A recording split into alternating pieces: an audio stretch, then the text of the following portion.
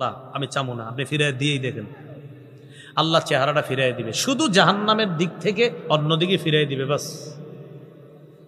ফিরিয়ে দিছে, দেওয়ার পর দেখে একটা সুন্দর গাছ, এটা বুখারীতে না, এটা মুসলিম শরীফে আছে, আব্দুল্লাহ ইবনে মাসউদের বর্ণনা।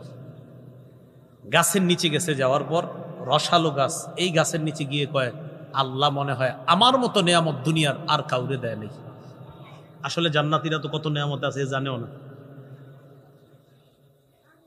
তাকায় দেখবে আরেকটা গাছ, ওই গাছটা প্রথম গাছের চাইতে আরো কোটি গুণ বেশি সুন্দর। আল্লাহ আদনিনি মিন হাদিহি শাজারা লিআস্তাযিল্লা বিযিল্লিহা ওয়া আশরাবা মিন মাইহা, ওটার কাছে নিয়ে যান। আল্লাহ কয় ওয়াদা না করলা, কয়টাই শেষ, আর কিছু যাবো না। দ্বিতীয় গাছের কাছে নেওয়ার পর গাছের পানি পান করে, এবার তাকায় দেখে তুদাউ লাহু শাজারাতুন ইনদা বাবিল জান্নাহ হিয়া আহসানু মিনাল উলাইয়িন, প্রথম দুই গাছের চেয়ে কোটি গুণ বেশি সুন্দর জান্নাতের দরজায় আরেকটা গাছ। এবার বুখারীতে চলে আসি আবার। ওই বান্দা আল্লাহকে বলবে কাররিবনি ইলা বাবিল জান্নাহ, আল্লাহ জান্নাতের দরজার কাছে একটু নিয়ে যান না। আল্লাহ বলবে লাআল্লাকা ইন আতাইতুকা সাআলতানি গায়রা, আমি তোমারে যদি দরজার কাছে নেই তুমি আবার কিছু চাইবা। বলবে ইউতিল্লাহা মিন উহুদিন ওয়া মাওয়াসিকা, অনেকগুলা ওয়াদা দিবে আল্লাহ, আমি আর কিচ্ছু যাবো না, একটা না অনেকগুলা ওয়াদা। যারা স্কুলে পড়ছেন স্যারের কাছে মাঝে মাঝে অপরাধে ধরা খাইছেন না? কয় খান নাই, খাইছেন তো।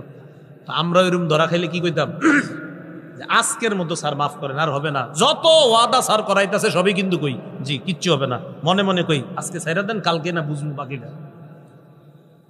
আল্লাহকে অসংখ্য অগণিত ওয়াদা করবে এই বান্দা, আল্লাহ ওইখানে নিয়ে যান আমারে। ওর কথা হইলো আগে নেক না, পরে যাওয়ার।